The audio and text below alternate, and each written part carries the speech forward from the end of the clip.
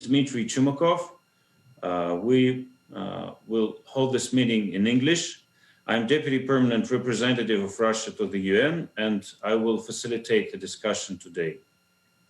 A few housekeeping announcements.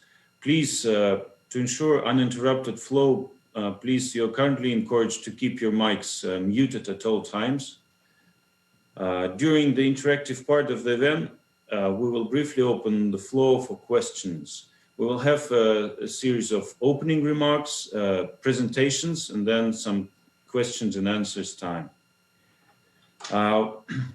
We apologize in advance if we cannot address all of the questions as the time of our meeting is limited. Being done with the housekeeping, I have the honor, without further ado, to pass the floor to His Excellency Mr. Mikhail Murashko, Russian Ministry of Health, for opening remarks.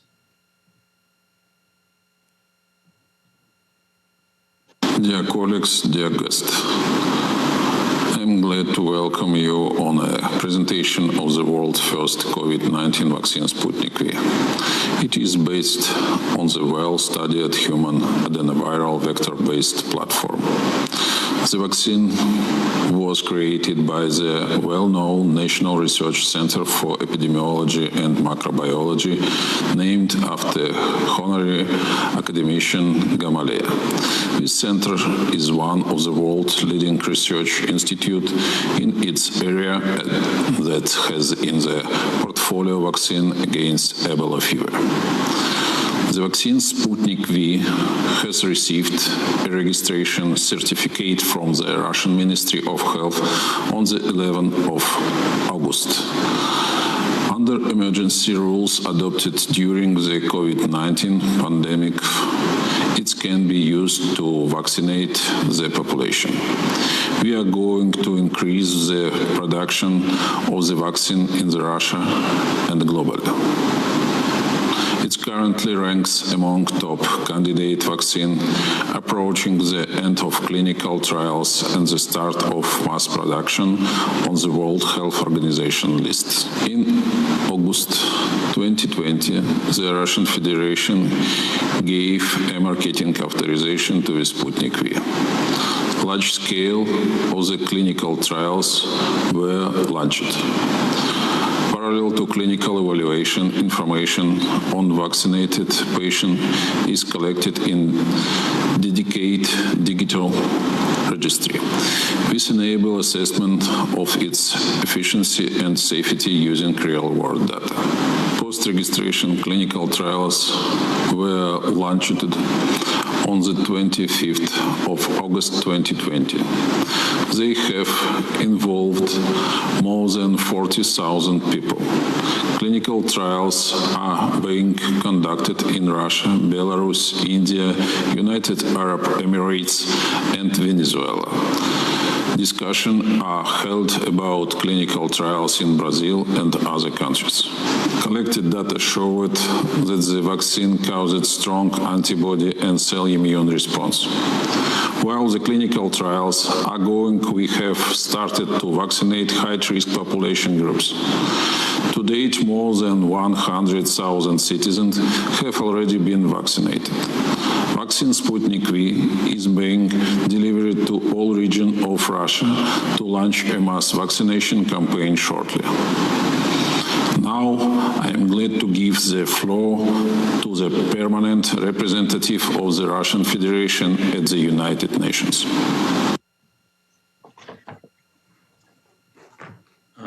Dear colleagues, yes, we're going to pass the floor to Russian Permanent Representative Василий Небензя. Уважаемый Василий Алексеевич, вам слово. Dear colleagues, ladies and gentlemen, it is my pleasure and honor to welcome all of you today at our side event. Our common priority today is to join efforts in countering COVID-19 based on solidarity, taking into account the efforts by the United Nations system, in particular the World Health Organization, with its central coordinating role in the global health response to the pandemic. This logic was behind the decision of the UN General Assembly to meet for a special session dedicated to the COVID-19 response, which will open tomorrow.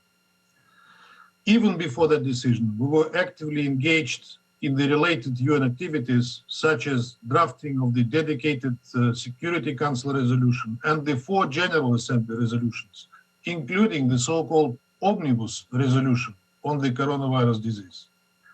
We see our today's event as a contribution to the implementation of these documents.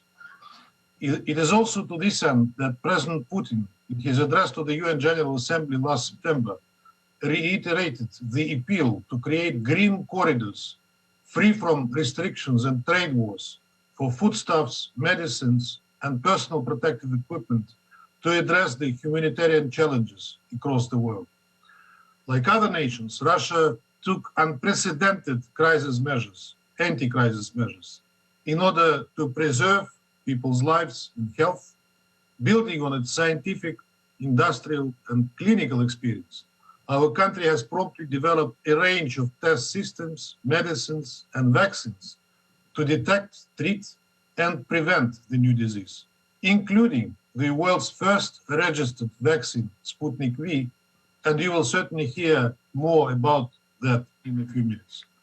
I will add that Russia has also been actively contributing to global and regional efforts to fight COVID-19, providing assistance to the most affected countries on a bilateral basis.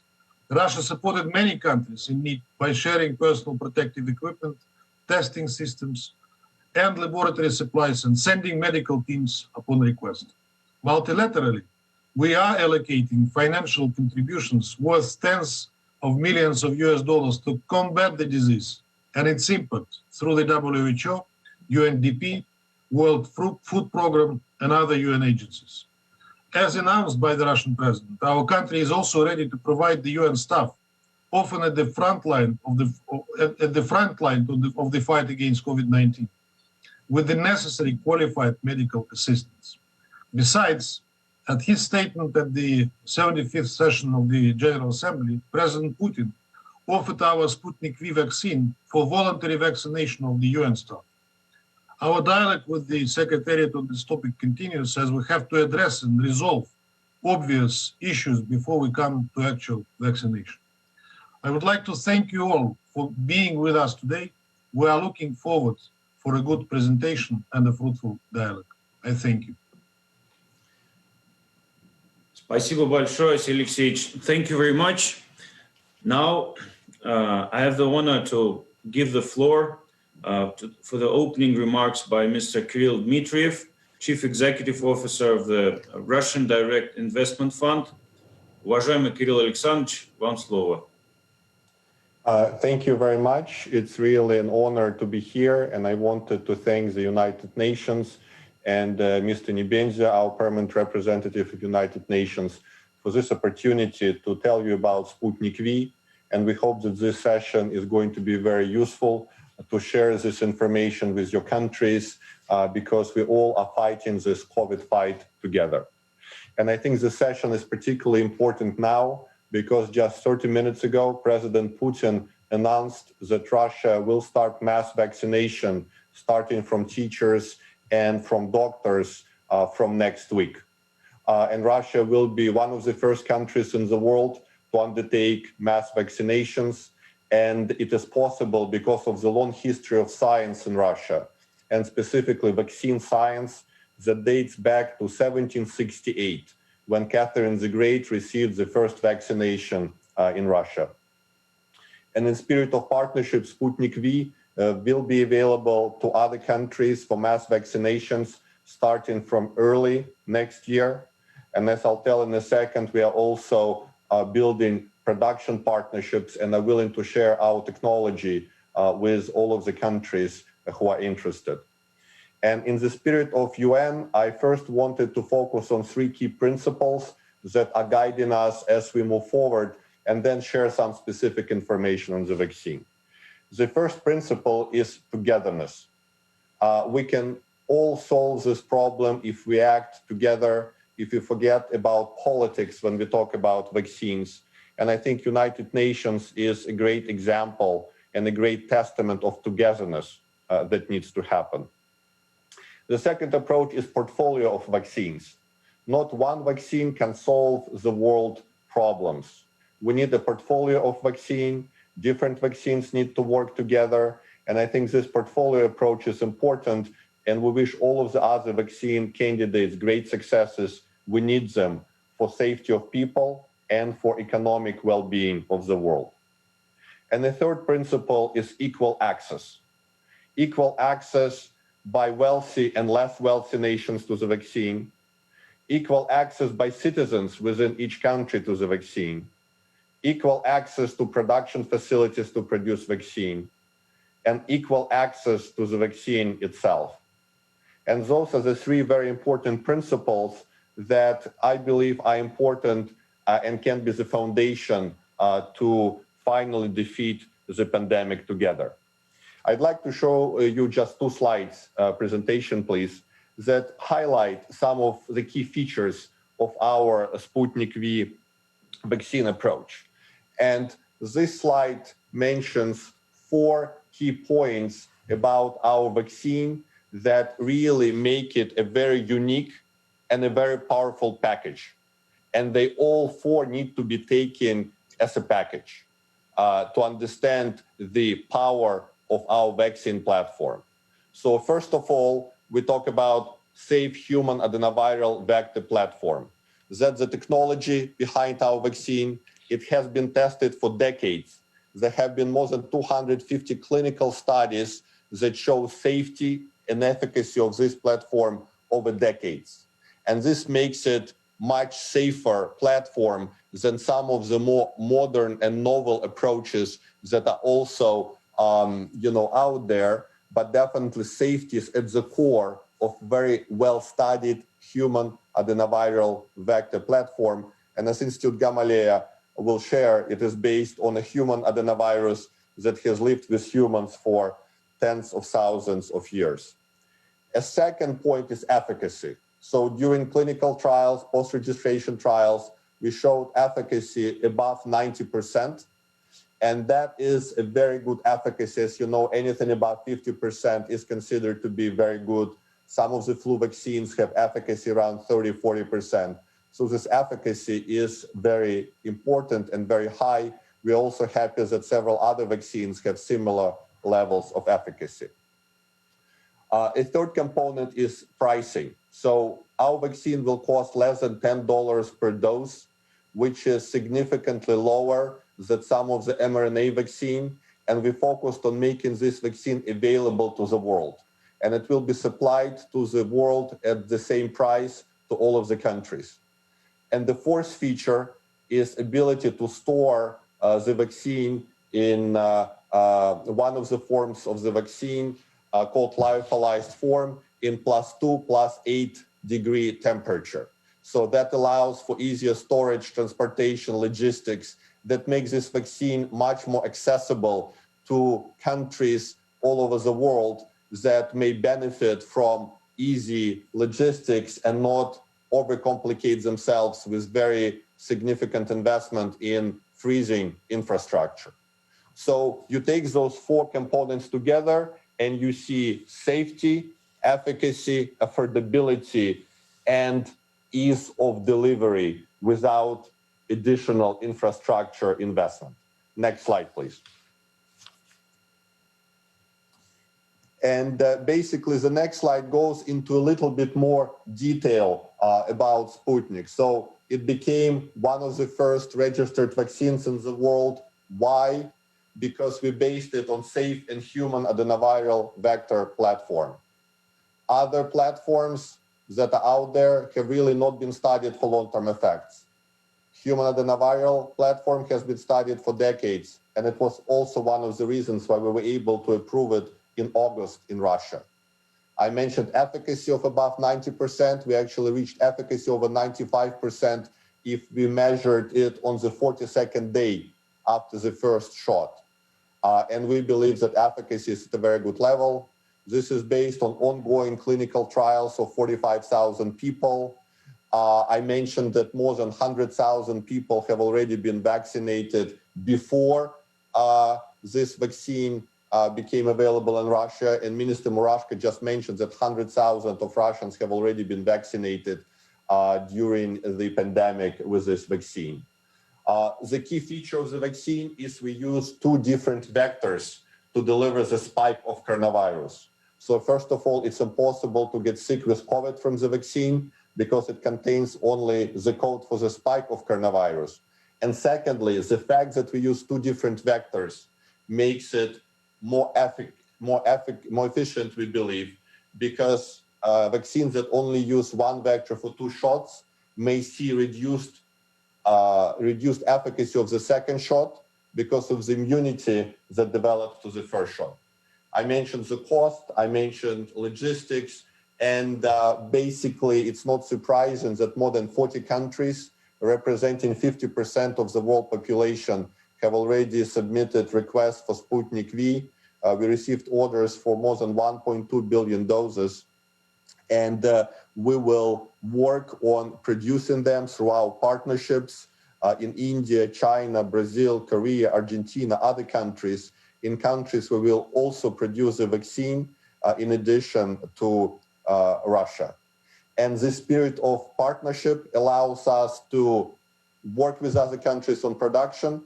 It also allows us to work with other vaccine manufacturers to offer them one of the components, one of the vectors of our vaccine, if they find out that 2 vectors work better for vaccines than 1. End of the presentation. Thank you. So in summary, I'd like to thank you for listening to this brief overview. Gamaleya Institute will share some more science behind it, but I just have several requests. So first of all, I think it would be very important that you share some of this information with your countries. We can start delivering the vaccine already in January, February to some of the countries who have submitted requests before. For new requests, we can start delivering vaccine in March.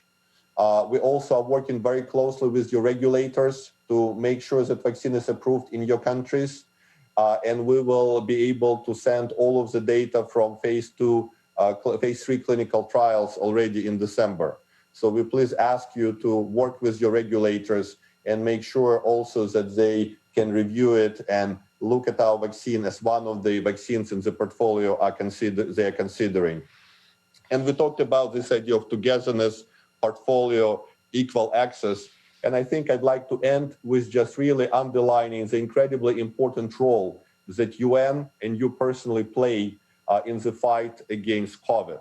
And I think it's very important that UN ensures this togetherness, this portfolio approach, this equal access to vaccine, and also UN provides very strong oversight to such initiatives as CEPI and Gavi, because we want to make sure that those initiatives serve all nations equally, serve them without politics, serve them without bias.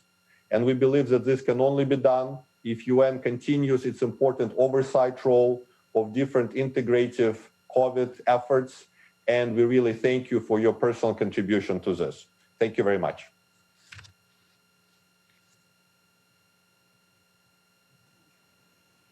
Уважаемый Кирилл Александрович, спасибо большое. Thank you very much for this presentation. I would like to give the floor to Darya Yegorova. It's Gamaleya National Center of Epidemiology and Microbiology in Moscow. Уважаемая Дарья, вам слово. So thank you. Please share my slides. Okay. Dear participants, I'm a member of vaccine team in Gamaleya National Center. In the prism of global pandemic, it's a great opportunity for us to present here and today our vaccine product for prevention of COVID-19.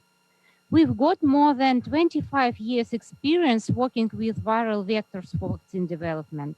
Adenoviral technology is safe and very robust. Before COVID-19 pandemic, we had an experience producing vaccine against Ebola and another coronavirus MERS. Next slide, please. Please, next slide. Thank you. Adenoviral vector does not contain, I'm sorry, Previous slide, please. Adenoviral vector does not contain any genes responsible for replication inside human cells. Thus, it's unable to induce any infection, but could be used as a delivery platform for foreign genes. To produce Sputnik V, we had to insert gene encoding S-glycoprotein in two kinds of adenoviral vectors, AD26 for initial immunization and AD5 vector for boosting immunity. Such combination is important according to our preliminary data to induce long-term immunity. Next slide, please. Next slide, please.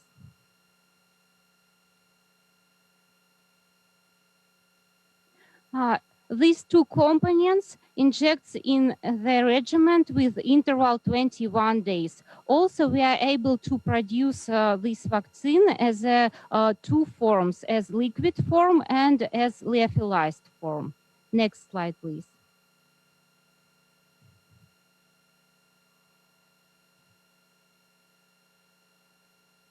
Now we have completed preclinical research. Using different animal models, we had been able to show that vaccine is safe and very efficient, and it used not only humoral, but also cellular, primarily cytotoxic protection. Our data on transgenic mice, immunosuppressed hamsters, and two species of non-human primates showed clear protection against lethal infection, against protection against lung damages. During phase 1 and phase 2 studies, we confirmed that vaccine has good safety profile, as well as 100 seroconversion rate and formation of new virus neutralizing immunity and cellular immune response. Preliminary data from phase 3 study showed 95% decreased prevention efficacy. Next slide, please.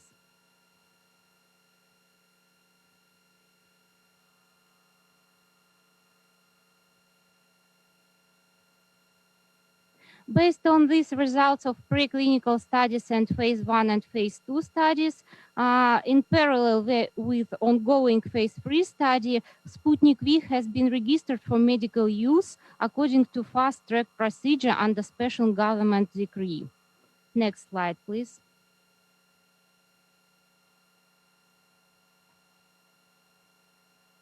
This registration allows us to use vaccine in real clinical practice, but strict safety control is applied, as well as several other requirements in strict monitoring of vaccine movement and all safety events. Next slide, please. To provide broad monitoring, special web application and previous slide, please. Please. Previous slide.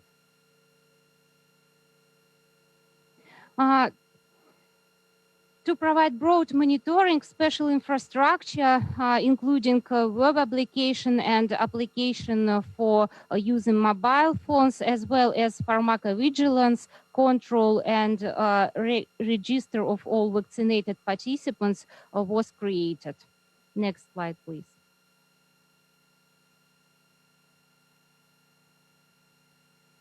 And also, I could say that we are working with several pharmaceutical companies across Russia, which will be able to produce 1 million doses of the vaccine very soon.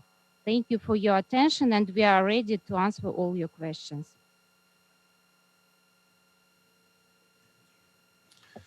Спасибо большое, Дарья. Thank you very much, Daria. Now I think we're right for questions and answers time. I would also announce that upon completion of this event, we will circulate the information materials about what we were telling people in these presentations. But your questions, you may raise them either in chat or just raising your hand in the screen, or just using the raise hand button in the chat. So I would give some time to colleagues to chew the presentations. I'm sure that it is, despite of the difference of time, we have a lot of participants here, and we have open web translation, webcasting. So, it looks like in the early morning people are shy.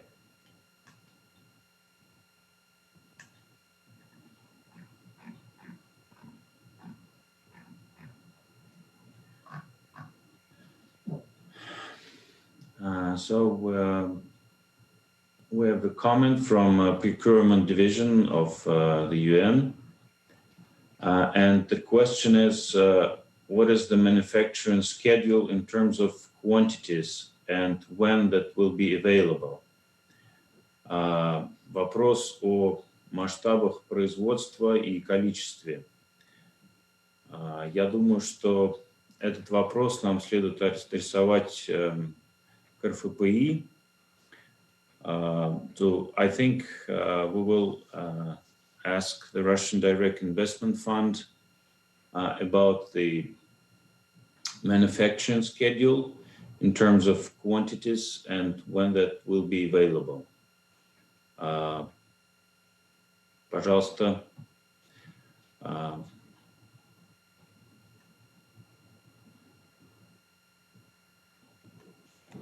Okay, can you hear me now? Can you hear me now? Hello? Yeah? Yes, sir, we can. Okay, great. So basically, we have two type of production arrangements. So Russian manufacturing capabilities will mostly be producing for Russia.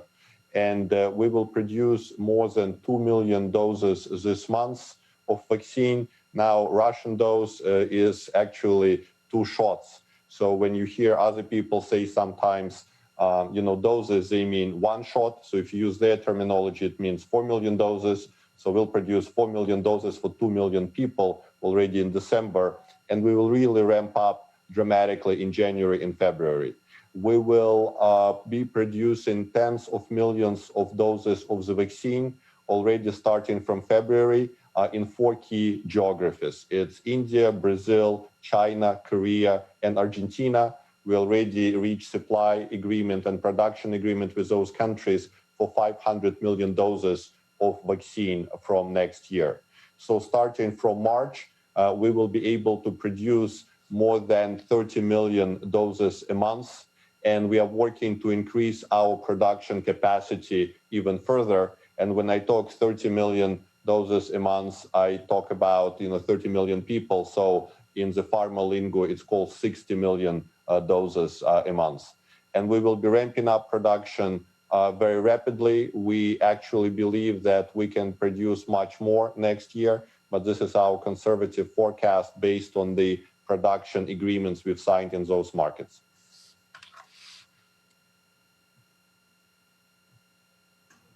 Спасибо большое, Kirill Alexandrovich. Thank you very much.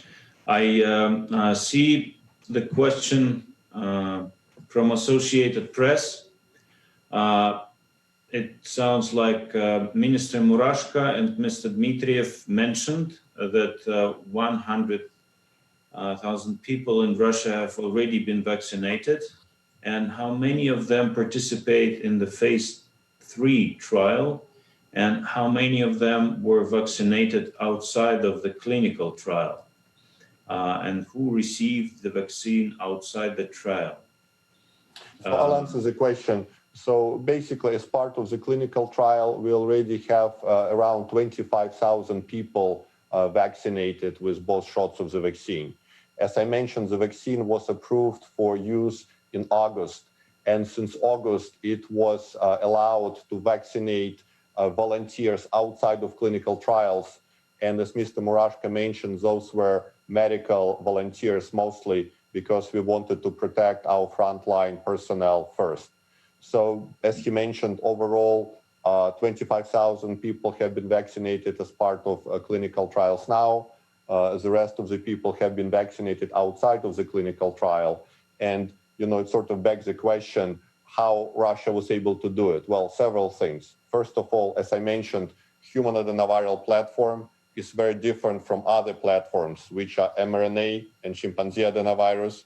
There are no long-term safety studies for those technologies because they're very new and they have not really been developed for a long time, unlike human adenovirus that has been studied for decades.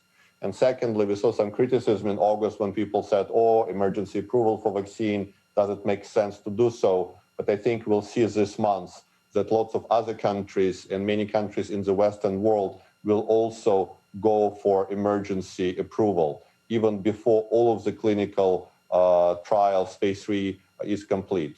Why is it wise to do so? Because for high-risk personnel, the risk of dying from COVID is very significant. And it definitely is worthwhile to pursue those approaches that Russia pioneered, where you allow vaccine to be used on high-risk personnel if that high-risk personnel volunteers for vaccine use. So we believe we actually were pioneers of this approach in August, of showing that emergency approval concurrently with finalization of phase 3 trials is the right approach. And now efficacy and safety results shows that that was the right decision by the government of Russia in August.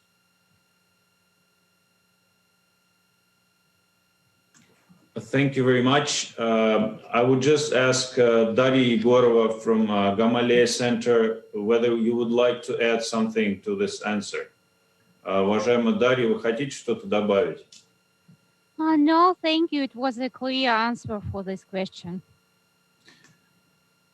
Спасибо. Thank you very much. We have also here the question from our colleagues, diplomats from Tajikistan.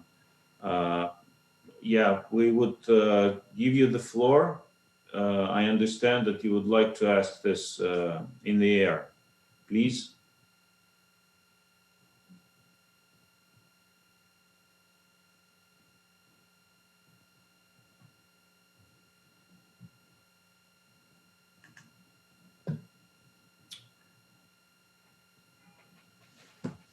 Alisher.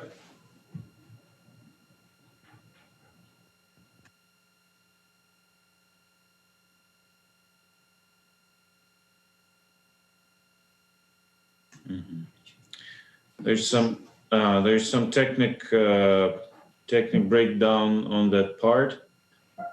Maybe we'll give just a minute to our colleagues from Tajikistan mission to get their mic.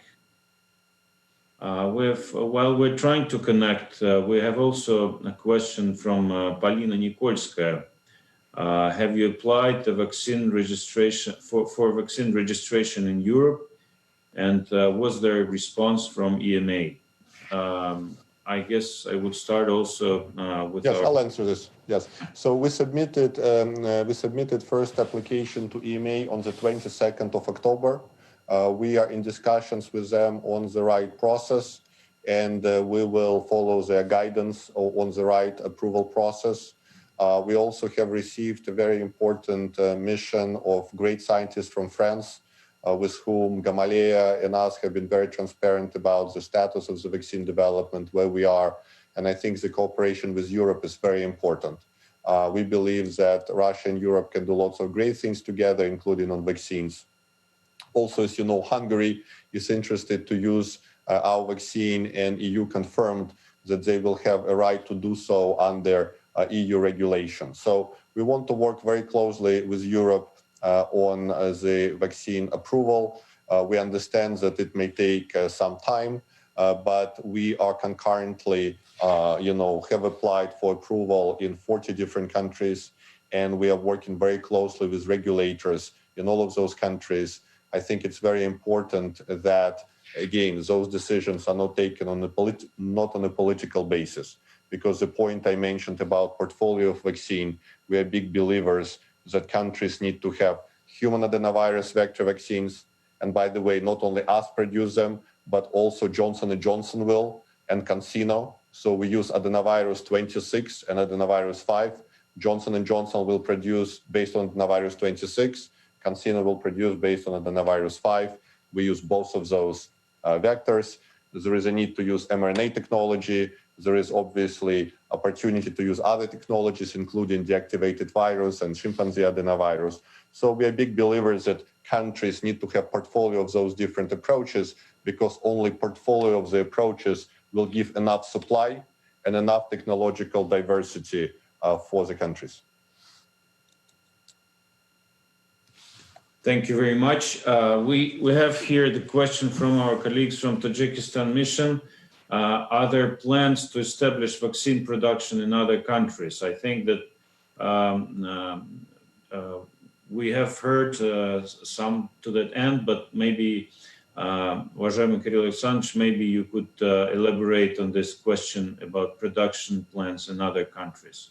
Yeah, so we are very pragmatic on production. So we will be able to produce more than 500 million doses with current production arrangements, but definitely we are open to all of the countries to transfer technology to them for production of the vaccines. And then for those countries, it's a very specific question. Do they have already fermenting capacity? Because in lots of countries, they lack fermenting capacity for producing the vaccine. So if they have a fermenting capacity, as we reached agreements with more than 5 countries, we believe that they can start producing our vaccine within the next 5 to 6 months. Now, if they do not have fermenting capacity, existing fermenting capacity, then they need to order equipment, and by the time they will be able to start production, it probably will be 12 months from now. So the big focus is on countries who have a fermenting capability, and that is where our focus is. But definitely we are willing to also work with other countries on more longer-term engagement.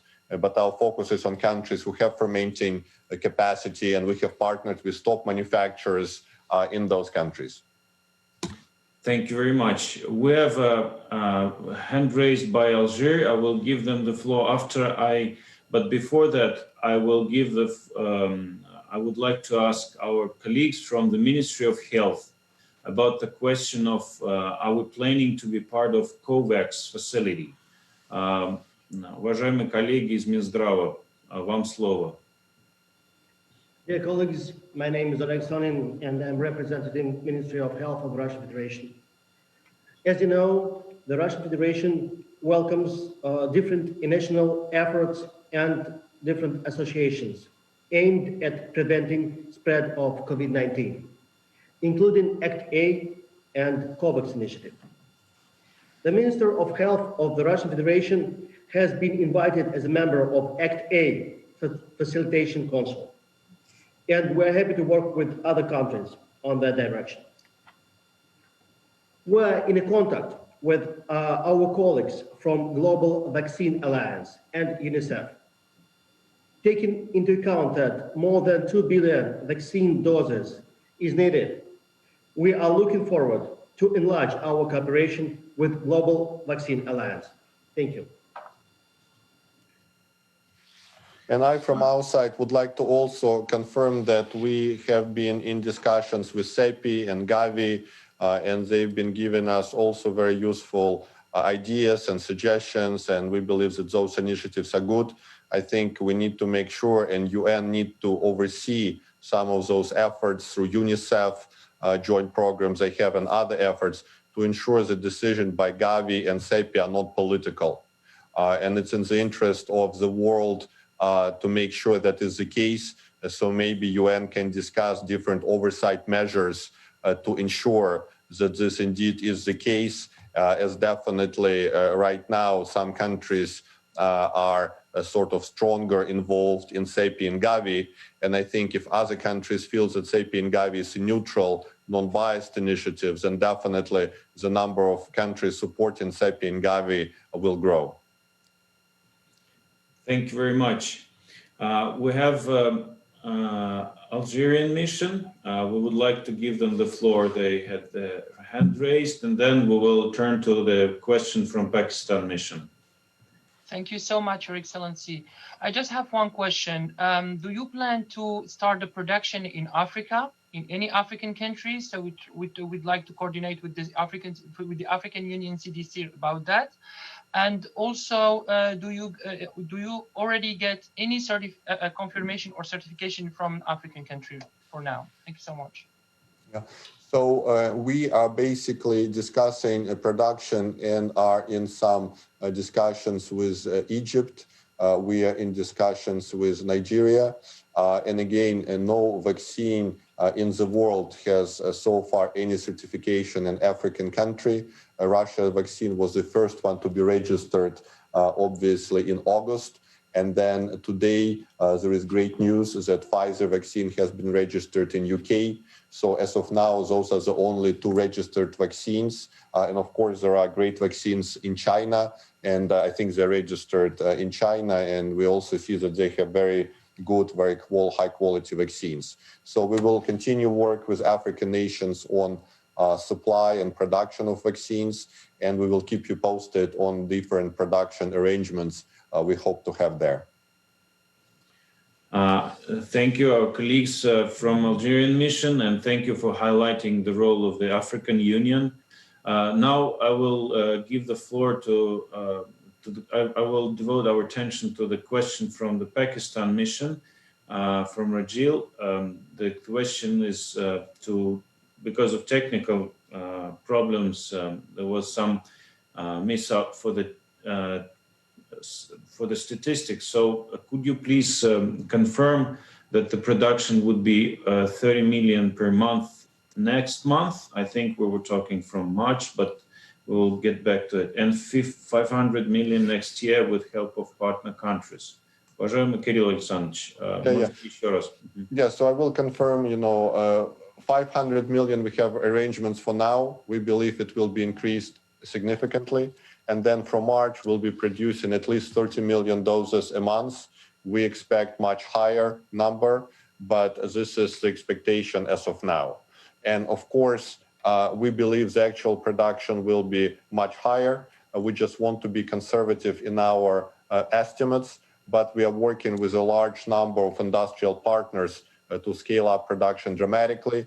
Also, Russian production will be quite significant, as I mentioned already, in January, February. And after Russian demand is satisfied, we will also use Russian capacity to supply the rest of the world. So I believe that the world will definitely need different vaccines, from different manufacturers. But I'm absolutely sure that given our production capacity and production capacity from other nations, we jointly with them will be able to really defeat coronavirus through vaccines next year and make return to normal much faster because of the vaccines. Thank you very much. Now I see the request for the floor from our colleagues from Syrian mission. Majid, thank you very much. Please, we'll give you the floor.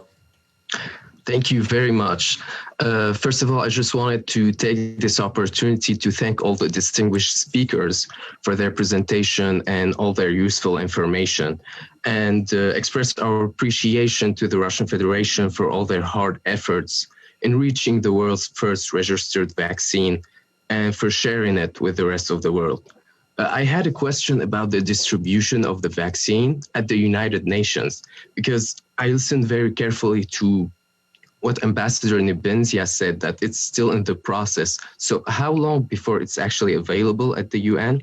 Thank you very much.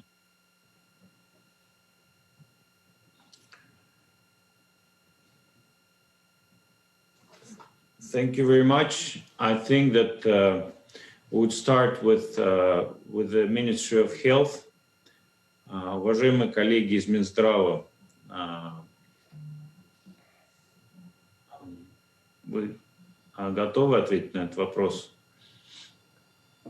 Dear colleagues, thank you for your question. I would like to confirm that we are working on that issue, and we are on the negotiation with the United Nations.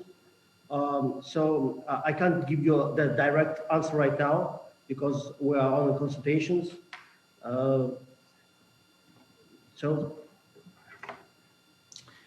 Yeah, I would also, on my part, will confirm that we're researching that issue right now, and of course we're in close contact with the WHO, and we will have more details at a little bit later stage. Thank you. We also posted in the chat, we posted the link to recording of the event. It will be available as an on-demand video. The address, you have it, http://webtvun.org, and I think you can benefit from it. I don't see for the time being any further questions. Ozzy, we have a hand raised by Ozzy.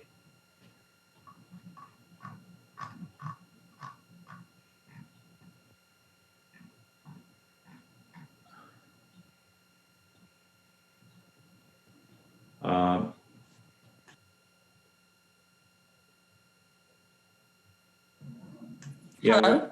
Yeah.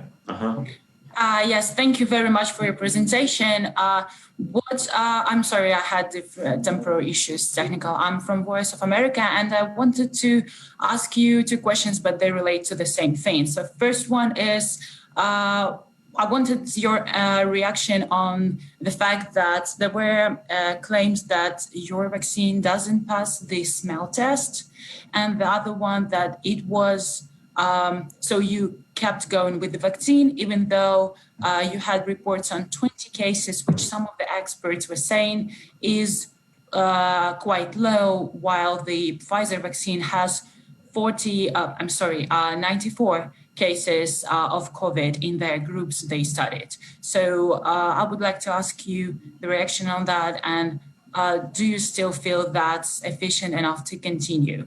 Thank you very much. I mean, what were the reasons for you to continue with that? Thank you very much. Well, I think I'll answer this. So first of all, we will release data on 78 people shortly, and the data we released before was already on 20,000 patients who received the vaccine. Just to put it in perspective, it's double the number of people who AstraZeneca released their information on. So there were around 10,000 people receiving vaccines that AstraZeneca released their data on. So definitely this is a large clinical trial. We will have 40,000 people, and definitely we see some of those unfair, biased attacks trying to paint Russian vaccine in negative colors, and they simply do not work, because we have just done a recent survey. We see that 44% in 11 key countries have heard of Sputnik V, and they prefer it 9-1, for example, human technology over another non-human adenoviral technology. So this is, and your question is just example of people trying to, raise something negative, and Russian vaccine already developed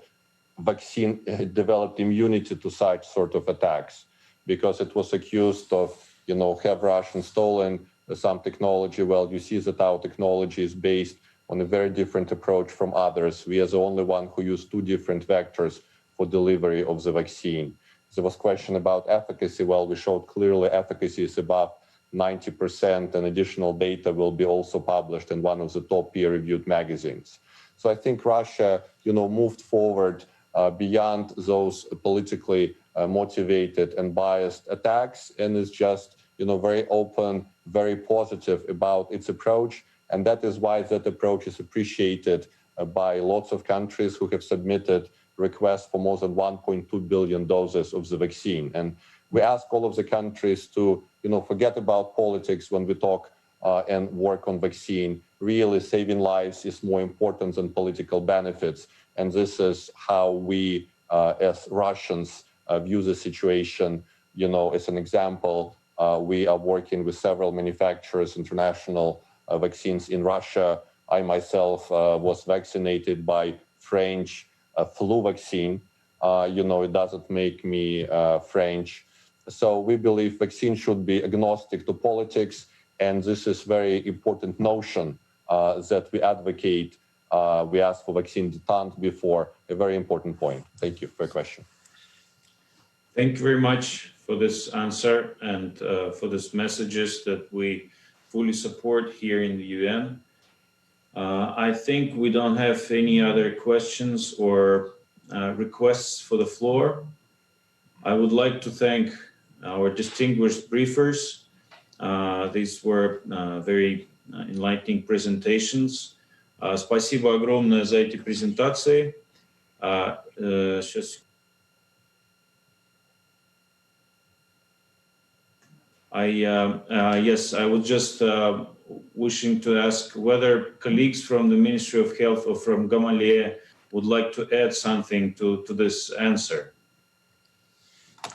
I would like to add a couple of words in support Kirill's talk.